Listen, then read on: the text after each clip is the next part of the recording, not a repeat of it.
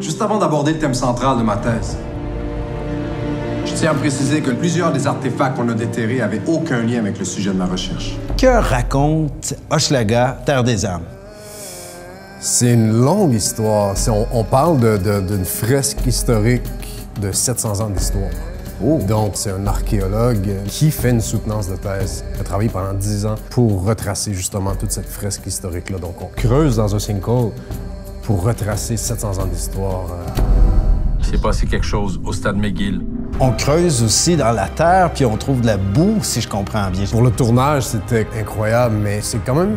Faut pas oublier qu'Hochelaga, c'est quand même une fiction qui frôle la réalité. C'est quand même une histoire vraie. On parle de faits, on parle de trouvailles historiques qui a eu lieu pour vrai, en fait. Fait qu'il y a tout ça qui frôle la réalité, tout en étant une fiction. Capitaine Jacques Cartier, sujet de François Ier, roi de France.